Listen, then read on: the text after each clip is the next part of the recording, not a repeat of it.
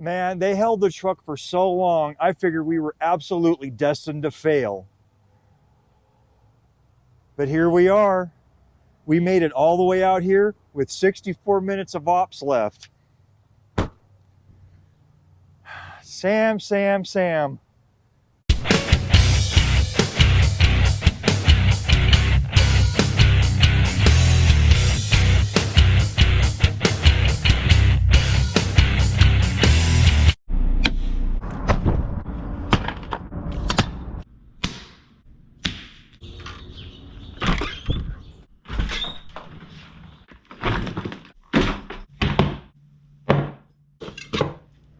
Hey guys, this is Jace and welcome to episode 141 of my road show. I got a lot of cool stuff to get into, so let's get right to it. By the time I got the stuff on the truck, we were stupid high, stupid heavy, and even more stupid late. It was ridiculous, man. We left the yard so late. I was sure, I was positive, I would have bet on the fact that we weren't going to make it out here on time. There was way too much stuff to put on my little truck, so we had to get the Kenworth out again, which means swapping over my overnight bag, my lunchbox, all of my straps, my dash cam, my scooter, amongst other things. I had to get that all swapped out, get that truck pre-tripped and ready to go. So we got held today until almost 11 o'clock, and one of the orders I was waiting on goes on the bottom of the truck. So it's not like I could preload and like hope for the best. I am not very confident at all I'm gonna get where I need to be. I measured before I rolled out of the yard. I am 12'7". So as you can imagine from a previous video, that the suspension on this truck is just soft. Every little thing I hit, it just bounces like a pendulum. Doing, doing, doing, doing. And it is absolutely unnerving. And unfortunately, there are 2 drops where 3/4 of this stuff comes off, and those don't happen until tomorrow. It's basalt and Carbondale. Once I clear those 2, it's gonna be pretty easy, but I have to be stupid heavy today and stupid heavy half the day tomorrow, and I'm expecting weather. I also have a little bit of trepidation going over the scale too. I mean, I feel like I've been heavier before. Gives me a cause for concern, because what'll happen if I'm overweight is they'll put me out of service, and then I'll have to call Jay and ask him to bring another truck up to the scale, and we got to start popping units apart, taking the stuff off by hand. I was checking out my paperwork this morning, trying to figure out, where everything was and what I was waiting on. Waiting on 7 freaking things, man. And 5 of them still didn't get done. So that was crazy. One of the salesmen, he had this box behind his desk and it looked like it was full of chips and stuff like that. And I'm like, what do you got going on over there? And he's like, oh, do you want some JDM snacks for the road? I'm like, sure, man, JDM snacks are awesome. He imported this box full of stuff from Japan. So I've got these Lay's potato chips that are apparently Kobe beef flavored. So we're gonna check these out, man. I love JDM Snacks. They make the coolest shit in Japan for snacks, man. It's awesome. Jeez, man, these things absolutely destroy. I'd like to have a whole bag of these, man. These are awesome. I just couldn't imagine a situation where these wouldn't do well in America. I know companies do market research and stuff like this, but I mean, these taste like I've just eaten a steak.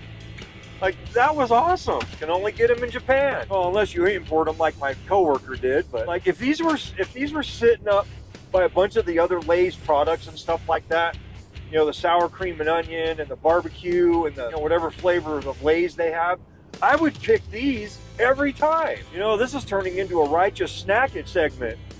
Because look what else I've got. Got some spicy ramen, the buldak, the samyang. This is Korean, but I can get this at the Asian market down by the house. So I've seen these before.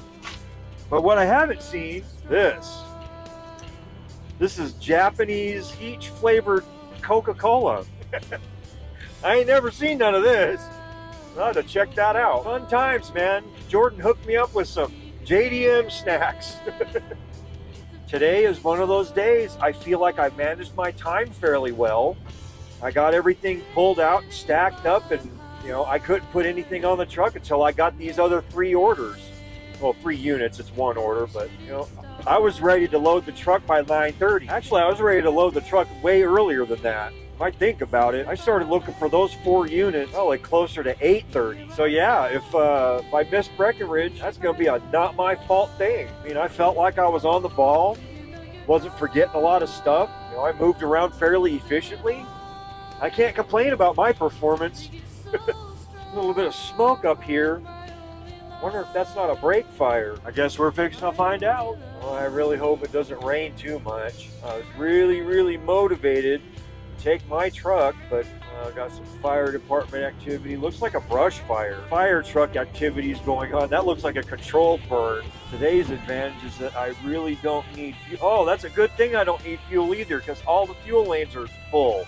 All right, we got stuff working in our favor today, so let's continue the trend.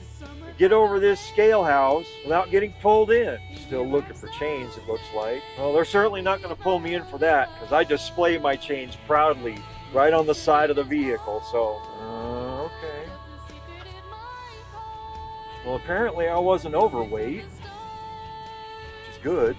Well, that's a piece of stress I don't have to worry about anymore. Now all we got to do is get where we're going. Let's see what they're doing to the road today.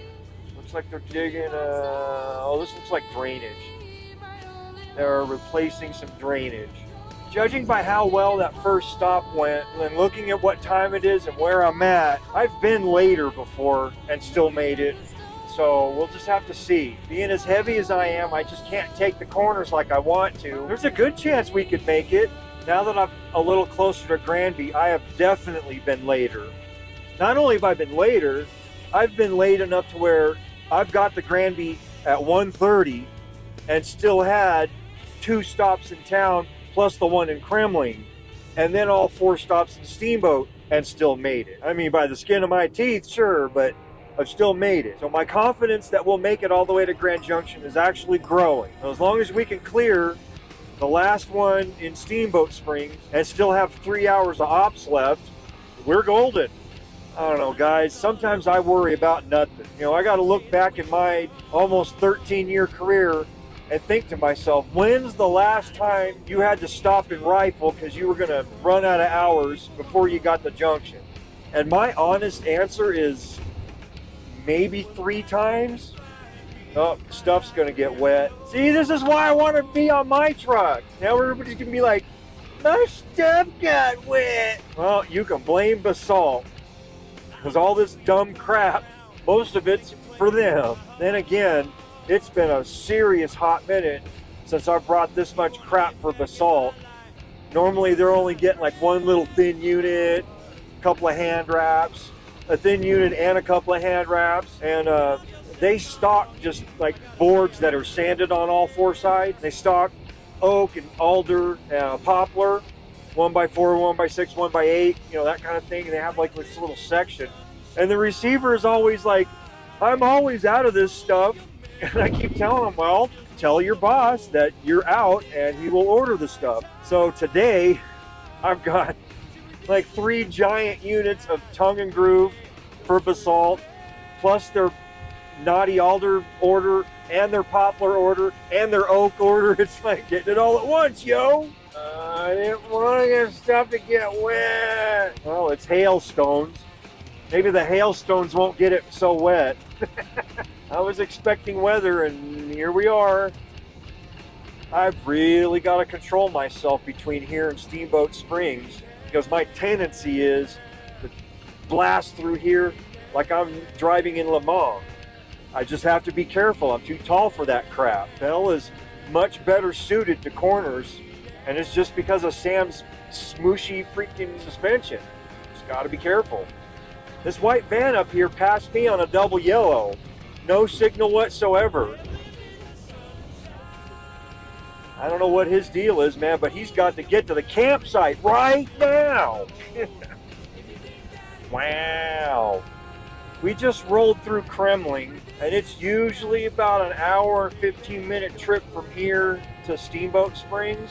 So if I take off that hour and 15 minutes, that will give me 4 hours, 10 minutes of ops and driving time. And once I leave Steamboat Springs, I only need 3 hours of ops and or drive time in order to get to Grand Junction on time. I think we're good. Like, I'll tell you what, man, just leaving at 11 o'clock in the morning just makes me freaking nervous. Because if it were up to me, if everything's not done for the truck by 10 a.m., it's not going. But it's not up to me. Yeah, I think we're in good shape. I'll check back in when we're getting ready to leave Steamboat, but I think we're in good shape. As we rolled into Steamboat, I noticed how much time I had left over. This is looking very, very, very good for my psyche as well as my blood pressure. That's both of our stops in Steamboat. So we are headed for Clifton. We have 4 hours, 1 minute of ops to make a 3-hour trip. So unless something stupid happens between now and Clifton, we are golden. We are absolutely golden. I can't believe it went this well. I just can't believe it. I'll take it, but geez, I was I was setting myself up for heartbreak, man. Somehow, I don't even know, but some freaking how, here we are leaving Steamboat with a 61-minute window. Nice. So here we are, safe and sound in Clifton. Tomorrow's stops are, I have 2 here in Junction. I have Carbondale Basalt, Eagle Edwards, Silverthorne, and Breckenridge, and then I can go home. Anyway, that's all I've got for you tonight. We'll see you in the next one.